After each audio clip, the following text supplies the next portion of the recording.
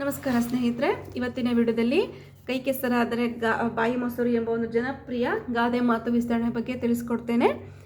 ಕೈ ಕೆಸರಾದರೆ ಬಾಯಿ ಮೊಸರು ಇದೊಂದು ಸುಪ್ರಸಿದ್ಧ ಗಾದೆಯಾಗಿದೆ. ಹಿರಿಯರ ಅನುಭವಗಳ ನುಡಿಗಳಿಂದ ಬಂದಂತಹ ನುಡಿಮುತ್ತುಗಳೇ ಗಾದೆಗಳು. ಜೀವನದಲ್ಲಿ ನಾವು ಸರಿಯಾದ ಮಾರ್ಗದಲ್ಲಿ ನಡೆಯಲು ಗಾದೆಗಳ ಸೂಚಿ ನಮಗೆ ಬಹು ಅಗತ್ಯವಾಗಿದೆ. ಗಾದೆಗಳು ಹೇಳಿಕೆಯ ರೂಪದಲ್ಲಿ ಬಳಕೆಯಾಗುವಂತಹ ಮನೆ ಮಾತಾಗಿದೆ. ಅದು ಹಲವರ ಅನುಭವಗಳ ಮಾತು ಆಗಿರಬಹುದು, ಲೋಕೋಕ್ತಿ ಜಾಣನುಡಿ ಅಂತಲೂ ಹೇಳಬಹುದು. ಗಾದೆ ಮಾತಿನಲ್ಲಿ ತಿಳುವಳಿಕೆ ಇರುತ್ತದೆ, ನೀತಿಗಳಿರುತ್ತವೆ, ನಗೆಚಾಟಿಕೆಗಳೂ ಸಹ ಒಳಗೊಂಡಿವೆ.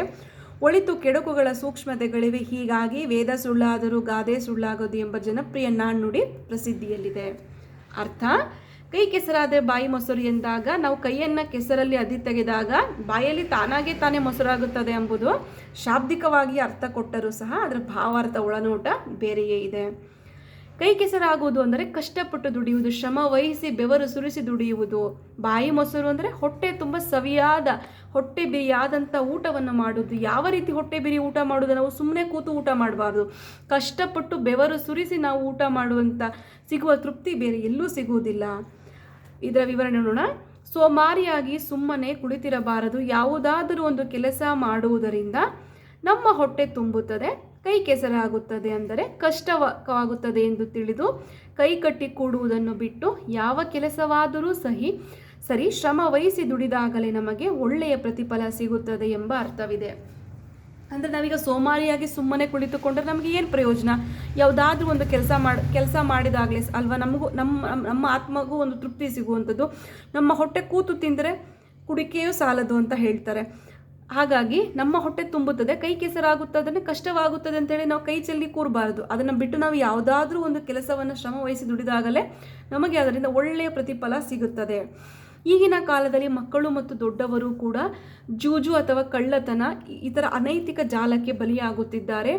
ನೀವು ಸರಿಯಾದ ರೀತಿಯಲ್ಲಿ ಜೀವನವನ್ನು ಗಳಿಸಿದಾಗ ನೀವು ಪಡೆಯುವ ಸೌಕರ್ಯವೂ ನಿಜವಾಗಿಯೂ ಶಾಂತಿಯುತವಾಗಿರುತ್ತದೆ. ಹೀಗಾಗಿ ಕನ್ನಡ ಗಾದೆಗಳು ಒಳ್ಳೆಯ ಕಾರ್ಯಗಳನ್ನು ಉತ್ತೇಜಿಸುವ ಸಾಧನವಾಗಿ ಬಳಸುತ್ತಾರೆ.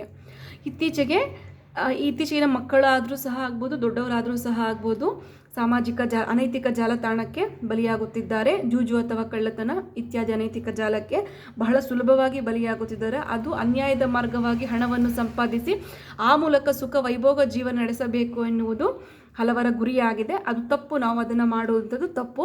ನಾವು ಸರಿಯಾದ ಮಾರ್ಗದಲ್ಲಿ ಸರಿಯಾದ ರೀತಿ ನಾವು ಜೀವನವನ್ನು ನಡೆಸಿದಾಗಲೇ ಮಾತ್ರವೇ ನಮಗೆ ಅದರಿಂದ ಸಿಗುವಂಥ ಸೌಕರ್ಯ ಆಗ್ಬೋದು, ಸಂತೋಷ, ತೃಪ್ತಿ ಆಗ್ಬೋದು, ನಿಜವಾಗಿಯೂ ಮಾನಸಿಕವಾಗಿ ಶಾಂತಿಯುತವಾಗಿರುತ್ತದೆ ಹಾಗೂ ನೆಮ್ಮದಿ ಭರಿತವಾಗಿರುತ್ತದೆ. ಹೀಗಾಗಿ ನಮ್ಮ ಕನ್ನಡ ಗಾದೆಗಳು ಒಳ್ಳೆಯ ಕಾರ್ಯಗಳನ್ನು ಉತ್ತೇಜಿಸುವ ಸಲುವಾಗಿ ಅದನ್ನು ಬಹುಮುಖ್ಯ ಸಾಧನವಾಗಿ ನಮ್ಮ ಗಾದೆ ಮಾತುಗಳನ್ನು ಬಳಸ್ತಾರೆ. ನೋಡಿಲ್ಲ ಸ್ನೇಹಿತರೆ, ಇದೊಂದು ಚಿಕ್ಕ ಗಾದೆ ವಿಸ್ತರಣೆ. ಯಾರಿಗೆಲ್ಲ ಈ ವಿಡಿಯೋ ಇಷ್ಟ ಆಯಿತು ಅಂತ ದಯವಿಟ್ಟು ನನ್ನ ಚಾನಲ್ನ ಸಬ್ಸ್ಕ್ರೈಬ್ ಮಾಡಿ, ಸಪೋರ್ಟ್ ಮಾಡಿ. Thank you for watching.